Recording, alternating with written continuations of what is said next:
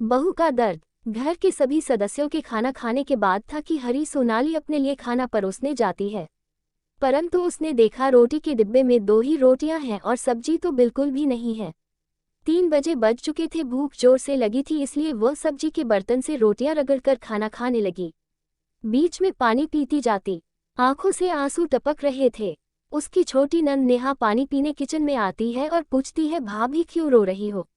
कुछ नहीं कहकर आंसू छुपाते हुए मुस्कुरा देती है। खाने के खाली डिब्बे देखकर नेहा अपनी माँ विमला जी से जाकर कहती है कि भाभी को आज फिर खाना नहीं बचा।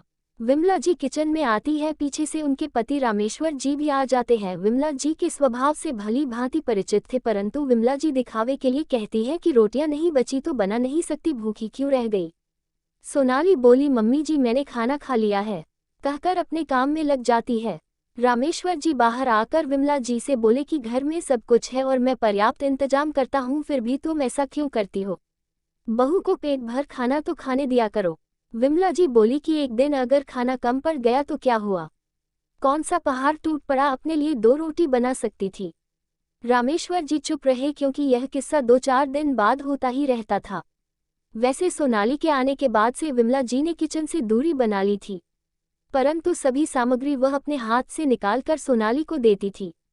कभी कभी सोनाली हिम्मत करके कहती भी कि मम्मी जी परिवार के खर्च के हिसाब से यह चीज़ पर्याप्त नहीं है, तो सडांट कर कह देती कि तुम मुझसे ज़्यादा जानती है, मैं इतने सालों से इस घर को चलती आई हूँ।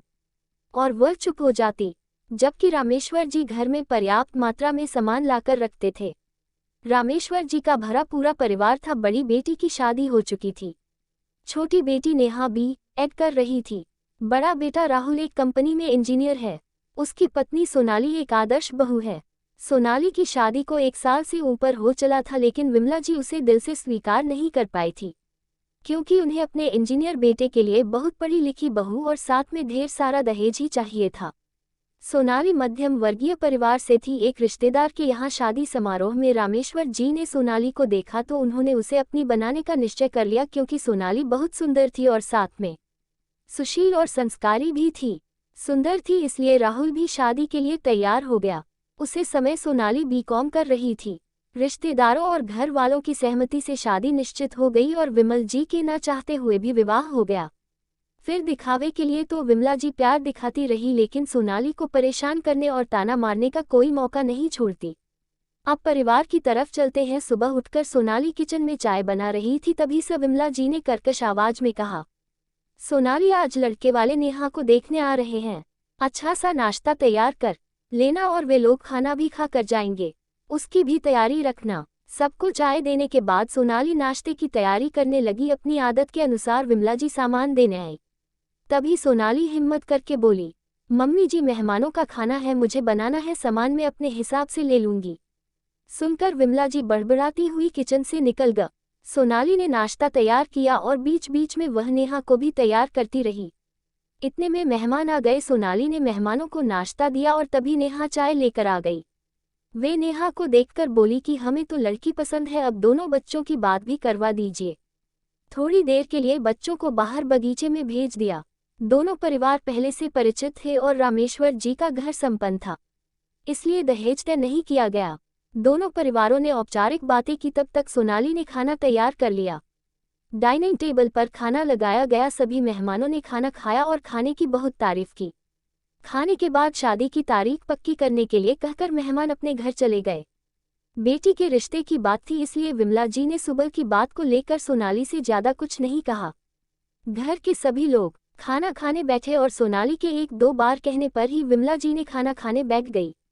इतने में सोनाली के फोन की घंटी बजी। उसने फोन उठाया। बड़ी नंद नम्रता का था। नम्रता ने फोन पर कहा कि बच्चों की छुट्टियां हो गई है, वे नाना नानी के यहाँ आने की जिद कर रहे हैं, इसलिए कुछ दिनों के लिए मैं वहां आना चाहती हूँ और सभी कुशल समाचार भी पूछा। सोनाली बोली, दीदी कैसी बात कर रही हो, यह आपका मायका है, आप कभी भी कितने ही दिनों के लिए यहाँ आ सकती हो, इसमें पूछने वाली क्या बात है। मम्मी पापा पर जितना राहुल का हक है उतना आपका भी है। वैसे कब आ रही है आप?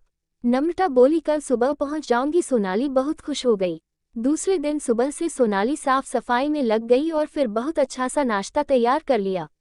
राहुल नाश्ता करके नम्रता कॉलोनी स्टेशन चला गया। नेहा अपने कॉलेज चली गई। सोनाली है सास ससुर को भी चाय नाश्ता दे दिया और थोड़ी देर में उसकी नंद दोनों बच्चों के साथ घर आ गई। आते ही नम्रता ने सोनाली को गले से लगा लिया और सोनाली ने दोनों बच्चों को बहुत प्यार किया। सोनाली ने सबको नाश्ता कराया। नाश्ता करके राहुल ऑफिस चला गया। सोनाली किचन में खाने की तैयारी में लग गई। नम्रता उससे बोली, भाभी नाश्ता तो कर लो। विमला जी तपाक से बोली, कर लेगी नाश्ता, कहाँ भाग जा रहा है, बच्चों को भूख लगेगी, खाना बनाने दे। सुनकर नम्रता को बहुत बुरा लगा। वह माँ से बोली, क्यों मन, वह इंसान नहीं है, उसे भूख नहीं लगती, सुबह से काम में लगी है। नम्रता में अपने हाथों से नाश्ता लगाकर सोनाली को नाश्ता कराया। फिर नम्रता किचन में सोनाली की मदद करने पहुंच गई। विमला जी बोली कि तू थोड़ी देर मेरे पास तो बैठ जा। नम्रता बोली, माँ यह इस घर की बहू है, कोई काम करने वाली नौकरानी नहीं जो काम करते करते टाइम खा ली और फिर काम पर लग जाए। इस घर में इसका भी सबके बराबर अधिकार है। अगर मेरे साथ ससुराल में यही व्यवहार हो जो सोनाली के साथ आप करती है तो आपको कैसा लगेगा, क्योंकि मैं आपकी बेटी हूं तो ये भी तो किसी की बेटी है, आप ये क्यों भूल जाती हो। विमला जी चुपचाप सुन रही थी और रामेश्वर जी खुश थे। फिर विमला जी को आभास हुआ और वह उठकर सोनाली को प्यार करने लगी। उन्होंने उसे गले से लगाए और बोली कि बेटी में बहू और बेटी में फर्क करती रही, मैं ये भूल गई कि तू भी किसी की बेटी है और ये तेरा भी घर है। इस घर पर तेरा भी उतना ही अधिकार है जितना मेरा है, मुझे माफ कर दे बेटी। और दोनों हाथ जोड़कर माफी मांगने लगी। सोनाली विमला जी के जोड़े हुए हाथों को अपने हाथों में लेकर बोली, मम्मी जी आप माफी मत मांगिए, भूल सबसे होती है और आज मुझे यहाँ पर भी मेरी माँ मिल गई और मैं बहुत खुश हूँ। रामेश्वर जी बोले कि सुबह का भूला शाम को घर आ गया और सभी बहुत खुश थे। आज विमला जी ने अपनी भूल स्वीकार करके बहू का दर्द समझ लिया था।